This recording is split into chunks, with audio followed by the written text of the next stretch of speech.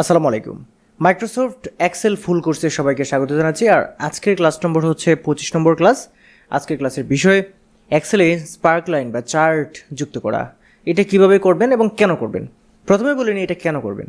কেন হচ্ছে এই আপনার যে ডেটা আছে, বিগ ডেটা হোক বা মিডিয়াম ডাটা হোক বা ছোট ডাটা হোক, এই ডাটাটাকে আপনি যদি একটা চার্টের মাধ্যমে প্রেজেন্টেশন দিতে চান তাহলে কিন্তু এটা আপনার খুবই কাজে লাগবে। যেমন একটা প্রকল্পের কাজ হতে পারে, সেই কাজটাও কিন্তু আপনি এই চার্টের মাধ্যমে বা স্পার্ক লাইনের মাধ্যমে আপনি উপস্থাপন করতে পারেন, বা আপনার ক্লায়েন্টের কাছে হোক বা আপনার যে অথরিটি আছে সেই অথরিটির কাছে। এখন দেখে নিই, একদম সিম্পলি আপনাদেরকে প্রথমে বোঝানোর জন্য আমি এখানে একটা ডেটা এখানে আমি এন্ট্রি করেছি। ডেটাটা হচ্ছে যে বিভিন্ন প্রোডাক্ট আছে, প্রোডাক্টের প্রাইস আছে, সেই প্রাইস লেভেলটা এটা এই পাশে আপনি ডেট দিয়ে দিতে পারেন যে এই ডেটে এটা এত টাকা করেছিল এই প্রোডাক্টের, তাহলে আমরা এখানে ডেট দিয়ে দিতে পারি। এই হচ্ছে মূল বিষয়। এখন আমরা এটাকে আসলে চার্টের মাধ্যমে কিভাবে প্রকাশ করব। চার্টের মাধ্যমে বা স্পার্ক লাইনের মাধ্যমে যদি প্রকাশ করতে যাই, আমাদের এই ডেটাটা এভাবে সিলেক্ট করতে হবে। তারপর আমাদের চলে যেতে হবে ইনসার্টে, এই ইনসার্ট মেনুতে চলে যেতে হবে। তারপর ইনসার্টে এখানে দেখতে পাচ্ছেন রিকমেন্ডেড চার্টস নামে একটা লেখা আছে। আমাদের প্রথমে এই লেখাটাতে একটা ক্লিক করে দিতে হবে।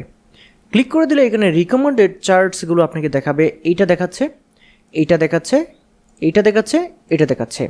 সো এখানে দেখতে পাচ্ছেন যে এখানে কিন্তু চার্টের যে বিভিন্ন যে নামগুলো আছে সেগুলো এখানে কিন্তু লেখা আছে। ক্লাস্টার্ড কলাম, এখানে লেখা আছে ক্লাস্টার্ড বার, এইখানে লেখা আছে পাই চার্ট, আর এটা হচ্ছে প্যারেটো। সো এই জিনিসগুলো এইভাবে আপনি দেখতে পারেন। সো এইখান থেকে আমি এই প্রথমটা এখান থেকে নিচ্ছি এবং এই পাশে এই বাটনটা এই পাশে দেখতে পাচ্ছেন অল চার্টস আছে। অল চার্টসের মধ্যে এই সবগুলো আছে, এখান থেকে আপনি দিতে পারবেন। প্রথমে আমি যেটা করছি এইখানে এটা দিয়ে আমি ওকেতে ক্লিক করার সাথে সাথে এখানে কিন্তু এই চার্টটা এন্টার হয়ে গেল এবং আপনি এইটাকে কাস্টমাইজ করতে পারবেন। কাস্টমাইজটা আমি দেখাবো। এইখানে এই পাশে বাম পাশে প্রাইসের মূল্য মাত্রাটা দেখতে পাচ্ছেন যে সর্বোচ্চ এখানে 1000 আছে, এখানে 1200 পর্যন্ত, মানে এমনিতে চার্টটাকে বোঝানোর জন্য সর্বোচ্চ এখানে দেওয়া আছে। আর আমাদের এখানে কিন্তু আছে সর্বোচ্চ 1000 পর্যন্ত।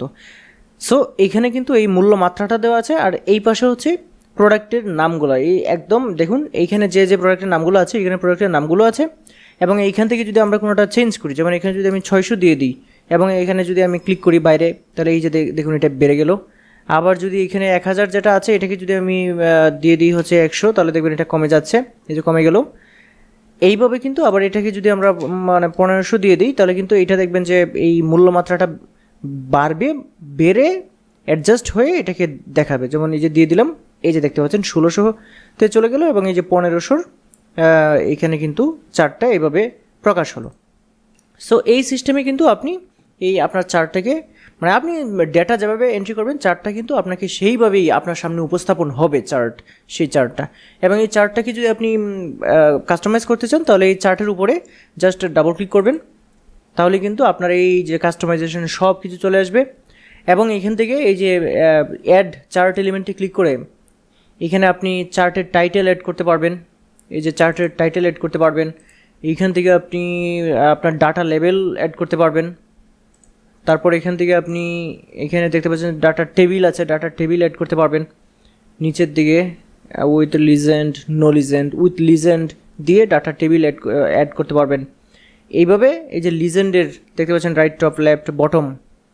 সো এই সিস্টেমে আপনি যেটা করতে পারবেন, আপনার যে কাঙ্ক্ষিত চার্ট রয়েছে সেটাকে আপনি কাস্টমাইজ করতে পারবেন। এবং এক্সেলে এই চার্টগুলো আমাদের তৈরি করার উদ্দেশ্যই হচ্ছে আমাদের প্রেজেন্টেশন যাতে খুব সুন্দর হয়। আর আজকের যে বিষয় ছিল যে এক্সেলে স্পার্ক লাইন, ওই স্পার্ক লাইন সেম জিনিস। এখানে দেখতে পাচ্ছেন চার্ট রয়েছে, চার্টে ডাবল ক্লিক করলে এইখান থেকে আপনি চেঞ্জ চার্ট টাইপ লেখাটা দেখতে পাচ্ছেন, এখানে ক্লিক করলে এইখান থেকে এই যে দেখতে পাচ্ছেন লাইন্স আছে, এই লাইন্সে এসে যে কোনো লাইন দিতে পারেন। যেমন এটা দিতে পারেন রিকমেন্ডেড, এটা দিতে পারেন, এটা দিতে যে কোনোটা আপনি দিতে পারেন। এটা দিয়ে দিলাম আমি। এটা দিয়ে আমি যদি ওকেতে ক্লিক করি এই লাইনটা কিন্তু এই যে স্পার্ক লাইনে পরিণত হয়ে যাবে, দেখতে পাচ্ছেন। এখন কি হলো, এটা একটা স্পার্ক লাইনে পরিণত হয়ে গেল। এবং এটা এখানে আমি একটু বাড়িয়ে দিচ্ছি, তাহলে দেখবেন কত সুন্দর হয়। এই যে দেখুন, মানে এইভাবে আসছে, এইভাবে আসছে এরকম একটা স্পার্ক লাইনে পরিণত হবে।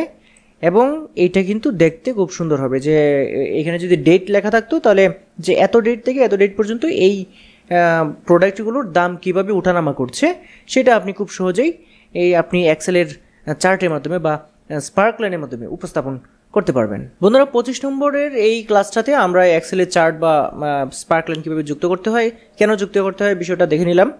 দেখে আসি 26 নম্বর ক্লাসে আমাদের কী কী রয়েছে। 26 নম্বর ক্লাসে আমাদের রয়েছে এক্সেলের ওয়ার্কশিটে ইমেজ ইম্পোর্ট করা এবং এর ফরম্যাটিং করা। সো বন্ধুরা আশা করছি আজকের এই ভিডিওটা আপনাদের ভালো লেগেছে। যদি ভিডিও ভালো লাগে অবশ্যই ভিডিওটা লাইক করে দেবেন এবং শেয়ার করে দেবেন। আর হ্যাঁ, আপনি যদি আমার চ্যানেলে নতুন হয়ে থাকেন তাহলে চ্যানেলটি সাবস্ক্রাইব করে রাখবেন।